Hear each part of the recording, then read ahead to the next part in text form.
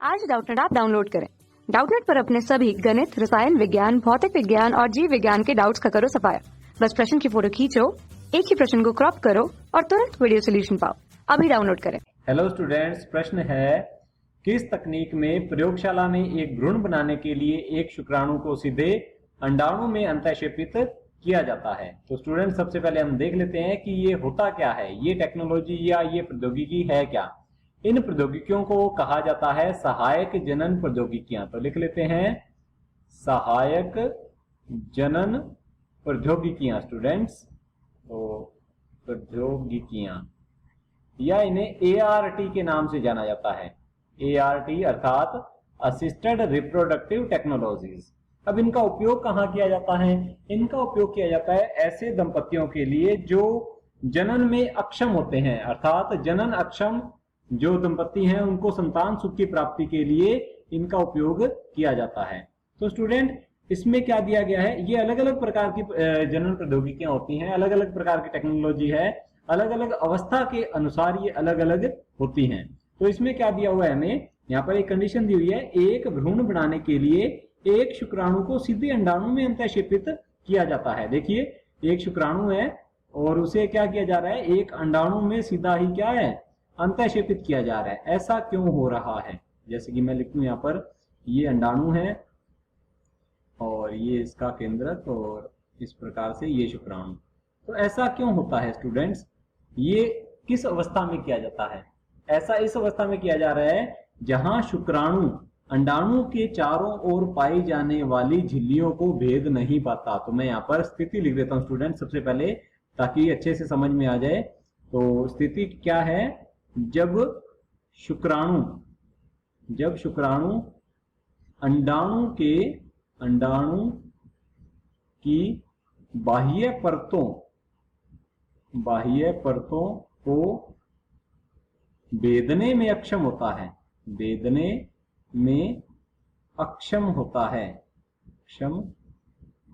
है, अर्थात सीधा सीधा हम कह दें कि जो शुक्राणु है वह अंडाणु को निषेचित नहीं कर पाता, अर्थात निषेचन अक्षम शुक्राणु की स्थिति में ऐसा किया जाता है। या हम सीधा ही लिख सकते हैं निषेचन अक्षम शुक्राणु जब होते हैं दंपति के अंदर, जो मेल है या फिर जो मानव नर है उसके जो शुक्राणु है वह क्या है, निषेचन में अक्षम होते हैं।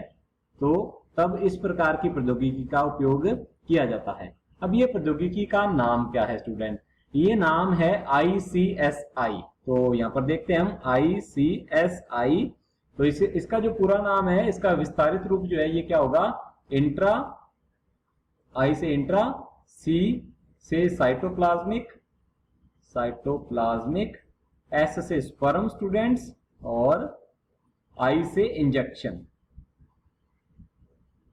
तो ये है, या फिर इसे हिंदी में कहा जाता है शुक्राणु अंतःक्षेपण, या फिर सीधा हम कह दें, या फिर इसे यूं लिखा जा सकता है, आई से क्या हो जाएगा अंतः, इंट्रा से अंतः, साइटोप्लाज्मिक अर्थात कोशिकीय, कोशिका के अंदर की ओर, शुक्राणु, स्पर्म से आ जाएगा शुक्राणु, और इंजेक्शन से निक्षेपण। तो इसमें क्या किया जाता है, इंजेक्शन में शुक्राणु को भरकर सीधा ही अंडाणु के कोशिका द्रव्य में स्थानांतरित कर दिया जाता है और वहां पर इसके केंद्रक जो है मिलकर युग्मनज का निर्माण कर देंगे। तो ये जो तकनीक है ये क्या है, कौन सी है, ICSI, या इसे कहा जाता है अंतः कोशिकीय शुक्राणु निक्षेपण।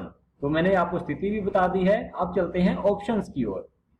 हमसे क्वेश्चन में क्या पूछा गया, पहले ये देख लेते हैं, किस तकनीक में प्रयोगशाला में एक भ्रूण बनाने के लिए एक शुक्राणु को सीधे अंडाणु में अंतःक्षेपित किया जाता है। तो उस तकनीक का नाम पूछा गया हमसे। तो ऑप्शन ए दे रखा है IVF-ET।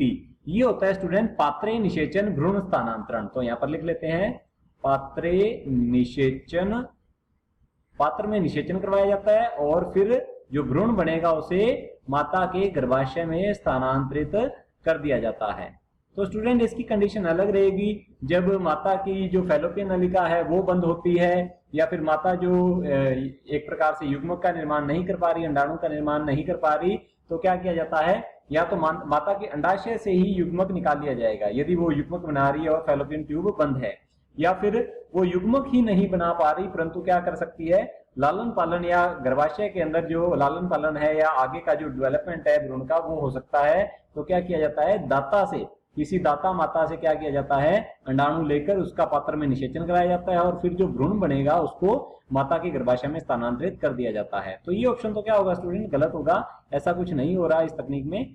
और दूसरा ऑप्शन है हमारे पास ICSI, तो ये क्या है, इंट्रासाइटोप्लाज्मिक स्पर्म इंजेक्शन। अभी हमने इसके बारे में डिस्कस किया है, तो ये बिल्कुल सही होगा स्टूडेंट, यही उत्तर है इसका।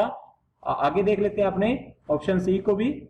ये है GIFT का मतलब क्या है, गैमीट इंट्राफैलोपियन ट्रांसफर। यदि हिंदी में इसका पूरा नाम देखें तो क्या होगा स्टूडेंट, देख लेते हैं। जी का मतलब युग्मक अर्थात गैमीट युग्मक, आई का मतलब अंतः इंट्रा तो अंतः, एफ का मतलब फैलोपियन तो लिख लेते हैं फैलोपियन या डिंब वाहिनी या अंड वाहिनी फैलोपियन, और टी का मतलब ट्रांसफर अर्थात स्टूडेंट स्थानांतरण। तो इसमें क्या किया जाता है कि कोई यदि माता युग्मक का निर्माण, अंडाणु का निर्माण नहीं कर पा रही तो, और वह सारी क्रियाएं अच्छे से हो सकती हैं उसके अंदर, बाकी सब कुछ अच्छे से हो सकता है, गर्भ धारण अच्छे से कर सकती है, परंतु युग्मक का निर्माण नहीं हो रहा, तो किसी दाता माता से अंडाणु लेकर उसके फैलोपियन नलिका में स्थानांतरित कर दिया जाता है और बाकी सारा कार्य, निषेचन वगैरह सब कुछ कार्य जो है कहाँ होगा, उस माता के अंदर ही होता है। तो यह है युग्मक अंतः फैलोपियन स्थानांतरण। तो ये ऑप्शन भी गलत होगा, ये मैच नहीं कर रहा क्वेश्चन के हिसाब से, तो ये भी क्या होगा, गलत होगा। आगे देखते हैं, ऑप्शन डी दिया हुआ है IUI इंट्रा यूट्राइन इंसेमिनेशन, या इसे कहते हैं गर्भाशय वीर्यसेचन या अंतः गर्भाशय वीर्यसेचन। तो यहाँ पर हम लिख सकते हैं गर्भाशय वीर्यसेचन। इसका उपयोग कब किया जाता है, इसका उपयोग तब किया जाता है स्टूडेंट्स,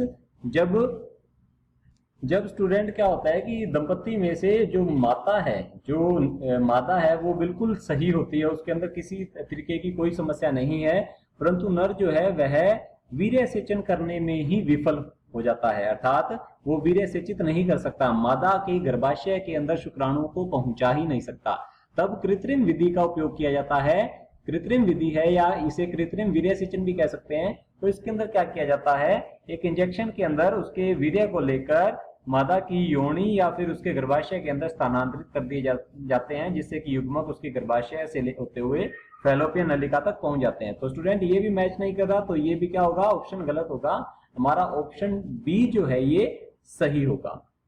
कक्षा 6 से 12वीं से लेकर नीट, IIT, JEE वो एडवांस के लेवल तक 1 करोड़ से ज्यादा छात्रों का भरोसा। आज ही डाउनलोड करें डाउटनेट ऐप या व्हाट्सएप करें अपने सारे डाउट्स 8400 400 400 पर।